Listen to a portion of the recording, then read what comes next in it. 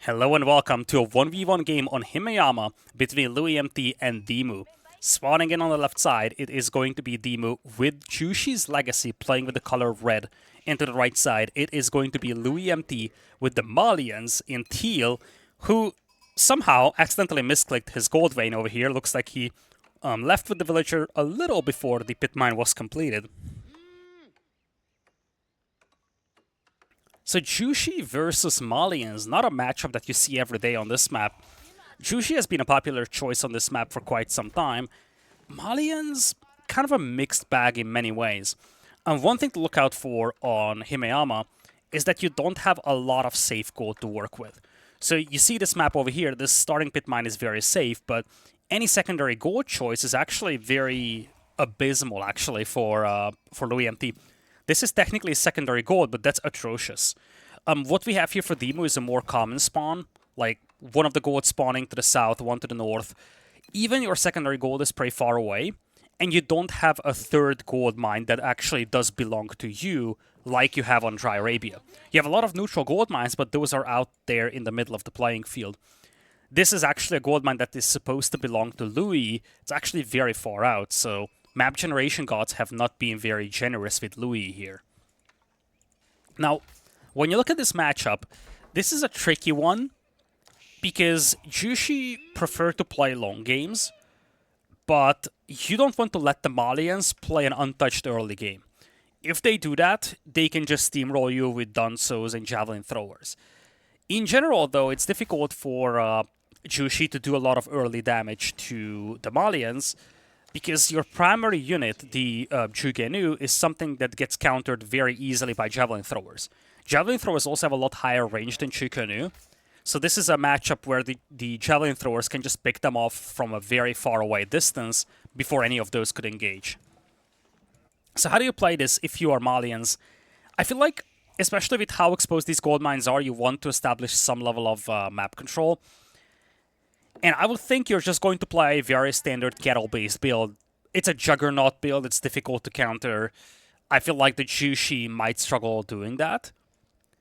But you might want to play a little bit more aggressively than usual, get some more Javelin throws a little earlier than usual, because this pit mine is definitely going to be a target. Now on the other side, how do you play this with Jushi? I think you just try to essentially play a long game here with Jushi's Legacy. You're going to age up with the Meditation Gardens. Nice little spot here. Includes the stone, the wood, and the gold. You want to go to Song Dynasty. You want to probably play 2 TCs eventually. And I feel like the key thing with Jushi is that you want to play a long game. One that starts beyond late Castle Age. The issue that you're facing is that Malians get their biggest power spike in early to mid Castle Age. So I would think that you have to play a defensive game in that period, and then once you get to late Castle Age, early Imperial, that's where you will start gaining the upper hand. Now, specifically in terms of this map, you could actually play a little bit more aggressively, because you can exploit the exposedness of this little gold mine on the front. So I think Demu actually has a decent chance of playing aggressive against the Malians here, because it's going to be difficult for Louis to protect all of his gold mines.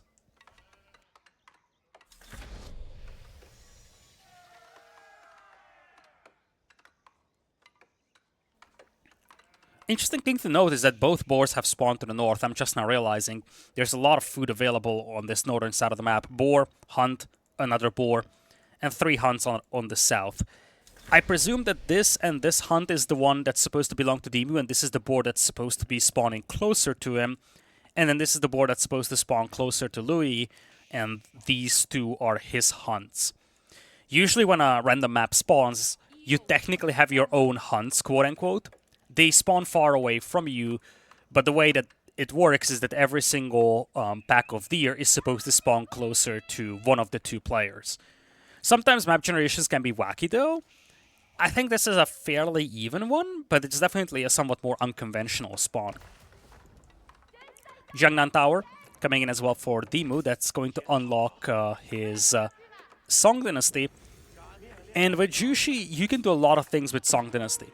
One of the cool things with that is that you get a massive wood discount on the buildings you're building. Let me Let me just show that with Song Dynasty. So it's actually something that helps you a lot when you want to play 2 TCs. You see 240 wood, 350 stone. This is a hefty discount on a second town center. And that applies to every single building you're building. Farms are discounted, granaries are discounted, villages as well. But this is the combination of you being able to afford a town center at a heavily discounted price. Combine that with the Meditation Gardens, which does give a passive trickle of stone as well.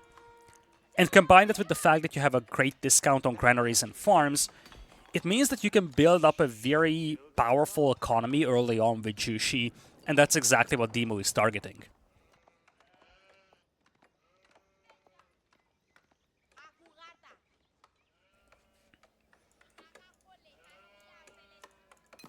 For now, Louis, he's just going to play standard here. There's the second pit mine as well. It's not being contested. So for him, I feel like you want to play heavily into the cattle. You just want to leverage the fact that your opponent is allowing you to do whatever you want. And that's always very valuable with the Malians. Malians love this scenario where they just do whatever they want, build up the cattle, build up the gold economy as well with the pit mines and the Monza Quarry, and you're going to have 1500 to 2k food per minute, 1000 gold per minute upon hitting Castle Age. That's something that you can turn into a massive army very quickly. Second TC is very, very condensed here for Demu. It's right next to the first one, something that gets scouted immediately by Louis. Now, one concern for Demu could be lack of food within his base, as he's actually working towards a third TC here. So normally, when you play so condensed, lack of food could be a problem. But because you're playing Jushi, you might be happy to just transition to farms here. But I guess the concept that Demu is taking over here is that he wants to play 3 TCs because he knows that Malians will get a massive power spike in early Castle Age. So Demu needs to build up his eco as quickly as possible. This is also going to be a well-fortified area, allowing him to garrison a bunch of villagers and, in general, making it very difficult to aggress his base. Louis might want to move this scout eventually. It's going to be 3 TCs right next to each other. He's on berries, he's still on a sheep, but in general, Demu doesn't have a lot of food income right now. But this is the scary thing here, and oh, I love this move. I love this move so much from Louis. He has not made a single cattle, and he's aging up with the Farimba garrison. Gets scouted by Demu, but this is a great response to what Demu is doing. So normally what you would do here with the Malians is build up cattle, get to Castle Age, start pumping units from barracks and ranges. But what Louis has seen is that Demu is playing with absolutely no army, full eco-focus. Demu wants to pull ahead in economy quickly, but that means that he needs to commit everything he has into eco-production. And the way that Louis wants to exploit this is by going up with the Farimba garrison and just playing a semi-all-in style approach here. Farimba garrison is definitely a more all-in style landmark than the Grand Fulani Corral is, but it allows you to build up a massive force quickly, and when your opponent has basically no one defending their base, it can easily just steamroll the game. We've actually seen that in the early days of Malians, Farimba garrison being used to just overwhelm the enemy. Now, ranges are coming in quickly over here for Demu. He's going to have some Chukanu, but don't forget, Javelin Throwers outrange those guys very heavily, and they will also be Castle Age troops compared to Feudal Age ones. Now, one thing to consider is that Javelin Throwers do have a massive cooldown on their Javelins. The attack speed is actually fairly low, so unless you micro them very, very delicately, you will do a lot of overkill damage on the individual Chukanu. So Chukanu can actually flood you if you don't maximize your damage output by splitting up the damage. If you just right-click one enemy Chukanu, you do like, I don't know, 150 damage, let's say. That's an overkill, and everybody else can just close distance and shoot upon you. Now, of course, the wood discount that Jushi gets also applies to the ranges. So Demu could actually build up a pretty... am I right? It might not apply to ranges. Actually, it doesn't apply. I did not know that. You learn something every day. Anyway, he's got a juggernaut economy, 52 villagers and supervised lumber camps. So he can quickly build up ranges, start mass production of Chukanu. Now, if you are... Oh, done, so that must be a misclick. I sincerely hope it's a misclick here, actually, for Louis. So normally you want to mix javelins with Dansos. Well, you got some horsemen coming, so it might actually work well. I'm not sure if he scouted the stables on the flank. He might have had. But yeah, I was about to say, normally you mix Dansos with javelin throwers because Dansos need to deal with the cavalry. But if Demu only went for Jugenu, then you don't need Dansos. Seeing the barracks, now you do. I just saw those Dansos before I saw the stables. Anyway, so far Demu is doing kind of what I expected him to do in a way, which is, again, playing a very defensive late feudal early castle, and then just trying to take this into a late game stage. Oh, Javelin Thrower is getting a volley on the scout of Demu. That's the only scout that Demu has. Now lost it, so he's deprived of vision.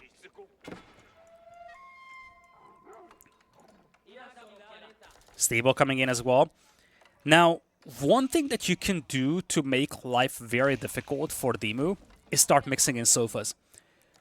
The Malians get a massive power spike with sofas, because imported armor is something that's very difficult in general to deal with, especially when your opponent is still in Feudal Age. So playing into sofas could be very valuable, and indeed that's exactly what we are seeing over here from Louis. He's also mixing in some imams, and he's going to start picking up the relics, something that you have to do when you are down in terms of villager count, but your opponent is playing very condensed. You have the age advantage, go pick up the relics. That's going to offset some of the eco deficit that you have, or at least, I'm not even sure if we can call this an eco deficit, because overall resource income is actually pretty neck and neck. Now here's the concern for Demu. As good as his eco is, he doesn't have access to gold anymore. And if he doesn't have access to gold, he's going to struggle getting up to Castle Age, so he's going to fight from a tech disadvantage.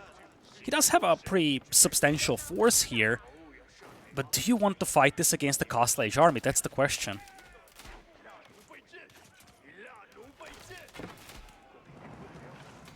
Louis starting to torch down some of the production buildings. Demu is going to have to replace them. Demu is now going very heavy into stables. He actually has 4 of them, but you see he's struggling with production. I think the issue is that he ran out of food, and he's yet to build a lot of farms. This is just a bit of a diversion over here. Nothing to really worry about here for Demu. But yeah, like, you see his food income is now decent, but I think it wasn't the case about 2 minutes ago. And that's why he's actually very low on horsemen in queue. He didn't have a lot of food to work with. Ranges are essentially being sacrificed over here. Nice little move from Demu to garrison these troops in the TCs. Means that the villagers aren't idled, but he's getting a lot of damage output from the town centers. It's actually a pretty clever way of using this little wall of town centers. You garrison the army, so he's going to get a lot of damage output out of the town centers, but it's not like the villagers are idled, as they are not the ones being garrisoned.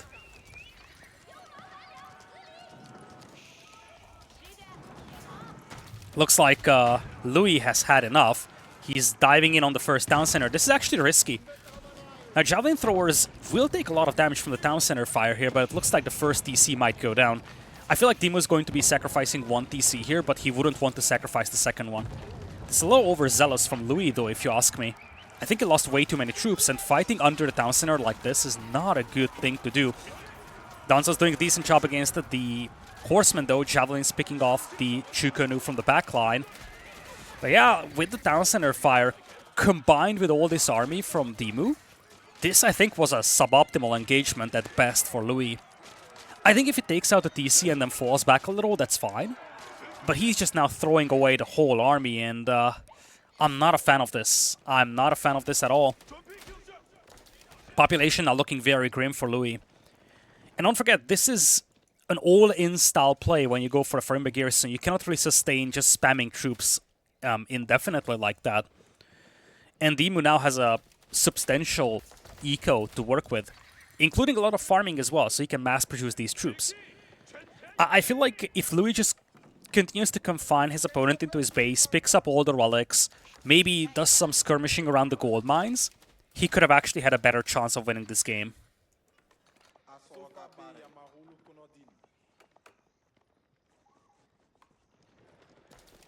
Javelin thrower number is not convincing now. Sofas will be decent.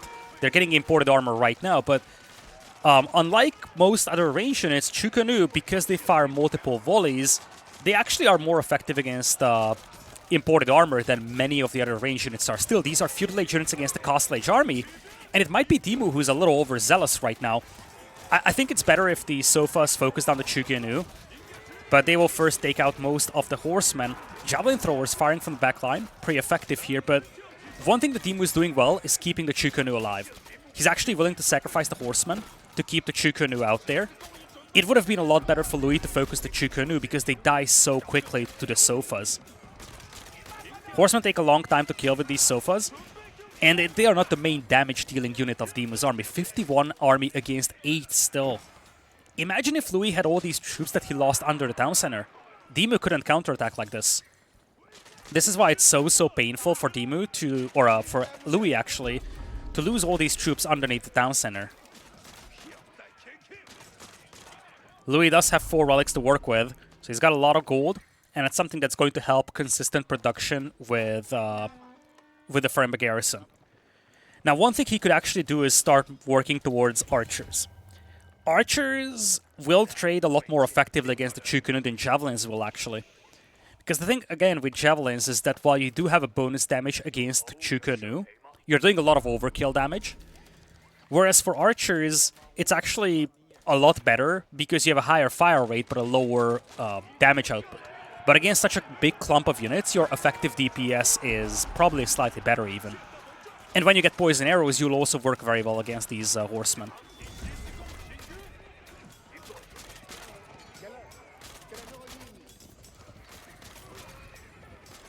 Once again, fights break out here. Horsemen doing a good job focusing down all of these javelin throwers. But of course, that's still a powerful Malian economy there with all that gold income. And I guess javelins are good when it comes to chasing down these troops. And they do have a great range. It's this attack speed, 2.12 seconds per attack, that is concerning to me when you look at these javelins against mass Chukunu. The only thing that this is not good against is essentially a flood of cheap, low-tier units. It's actually very good against premium units. It's really bad when you're getting flooded by very cheap units like the Chukunu. A Mangonel could also be very helpful, I'm just now realizing. I mean, Louis has had no siege here. Even just a single Mangonel would make Demu think twice about engaging this. Speaking of which, Demu is still in Feudal Age here. He does have a crazy amount of Chukunu now. 105 eco. And I like that he's staying in Feudal. I think he's actually building up his forces, and Louis is taking suboptimal engagements here. This is just a raw numbers game at this point. You see destroyed value heavily in the favor of Demu. That's because Louis is just not allowed to build up his forces. In fact, his food eco is actually pretty crappy here. You can actually see a lot of villagers idle. They can't all access the cattle there. Gold mine also very exposed over here for Louis. I feel like if you're Louis, you might want to drop a tower here and do a bit of a regrouping. You just need like 5 more Sofas and 5 more Javelins. That should be enough to deal with all of this troops. Remember, quality of the army is still a lot better for Louis.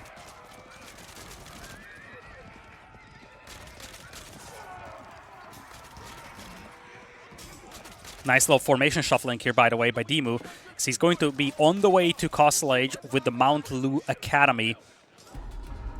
There aren't really relics left to be picked up, so it's going to be interesting to look at. But Shaolin Monks could still be a formidable troop here, frankly. Shaolin Monks will be pretty effective against Sofas and Javelins at the same time. And they are very, very cheap units to make when you have such a juggernaut food economy. Demu getting pushed all the way back into his base, but he is up to Castle Age. So far, he's been taking decent-ish engagements, despite the fact that he was down in technology. Now that he can grab those blacksmith upgrades, now that he can get the veterancy for the Chukunu, things will start shifting in his favor, I feel. Still, you shouldn't underestimate the Malian army over here.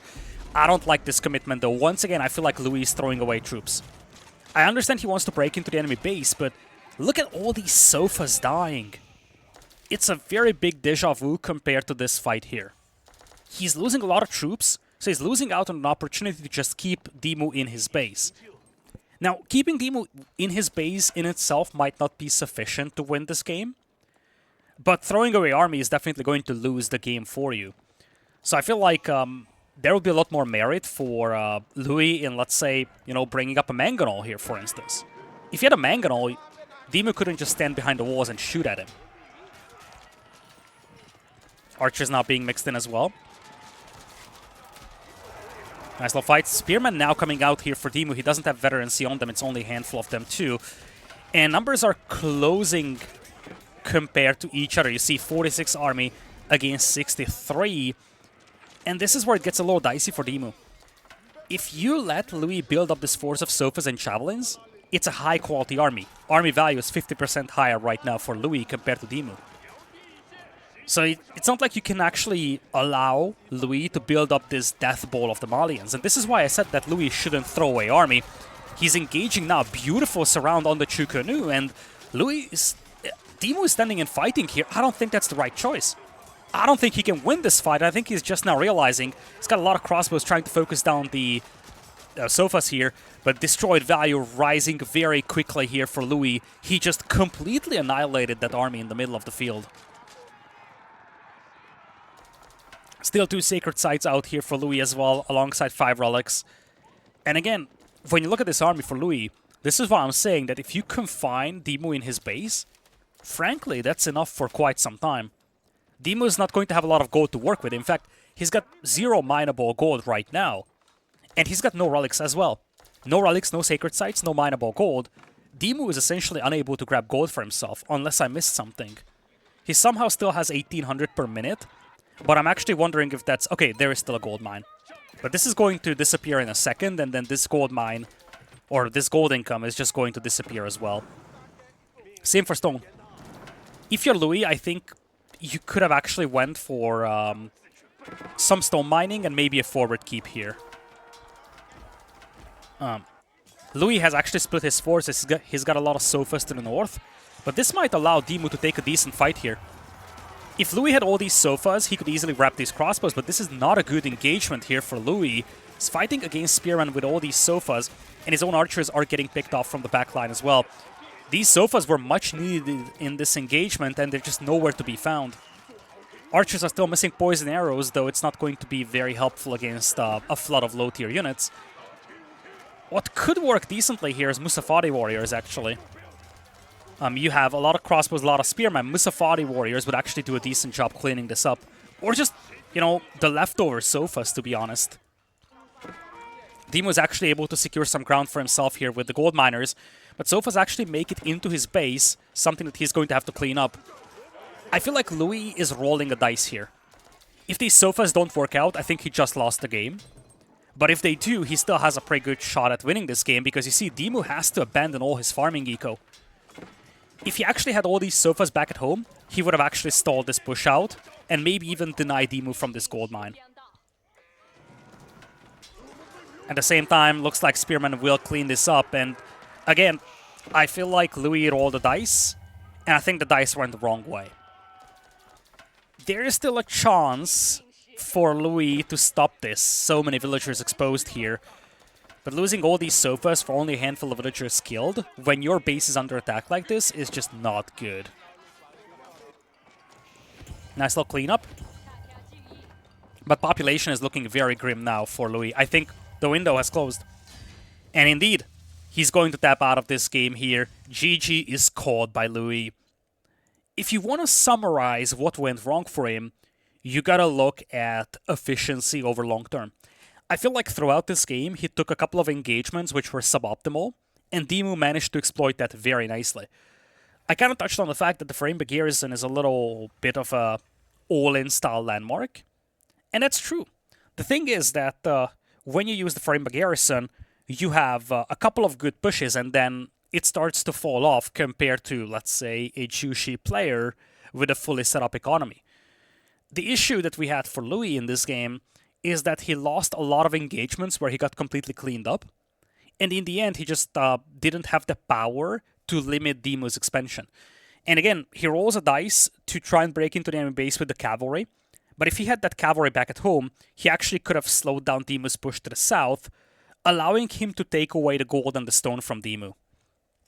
Hopefully, you've enjoyed this game. If you did, please consider liking the video and subscribing to the channel. These metrics help me greatly. Hopefully, we'll see each other in the next cast as well. Take care. See you next time.